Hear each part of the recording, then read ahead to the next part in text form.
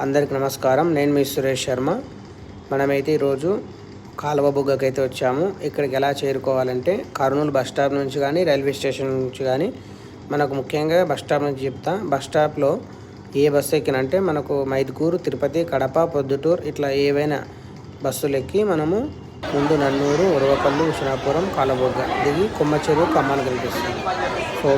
ఆదివారం అమావాస్య కావడం వలన మాజీ ఎమ్మెల్యే కూడా అయితే దర్శనానికి వచ్చారు. లాస్ట్ కార్తీక అమావాస్య కాబట్టి చూస్తున్నారు కదండి, చాలా భక్తులు అయితే వచ్చారు. అక్కడ అంటే దాదాపు ఒక 300 మీటర్ దూరంలో అయితే పార్కింగ్ చేశారు. చాలా రద్దీ. వచ్చేవాళ్ళు వస్తున్నారు, పోయేవాళ్ళు పోతున్నారు. ఈరోజు ఆదివారం రాత్రి 2 గంటల కంటే తెల్లగా అయితే సోమవారం అవుతుంది కదా, అప్పుడు హారతి ఇస్తారనమాట స్వామివారికి. అప్పుడైతే దగ్గర కాలువ బుగ్గ వరకు అయితే వెహికల్స్ అయితే పెట్టిన, అంటే 2 కిలోమీటర్న్నర దూరంలో అయితే అక్కడే పార్కింగ్ చేసి ప్రశాంతంగా అయితే నడుచుకుంటూ వచ్చి స్వామివారిని దర్శించుకొని హారతి తీసుకొని అయితే వెళ్తారు. ఎందుకంటే ఇక్కడ నుంచి అక్కడికి వెళ్ళే వరకు ట్రాఫిక్లో ఒక పెట్రోల్ ఖర్చు వేస్ట్, అందులో ట్రాఫిక్ అవుతుందన్న ఒక భావంతో దూరమే పెట్టేసి వస్తారనమాట. ఇది కొమ్మచెరువు, దర్శించండి.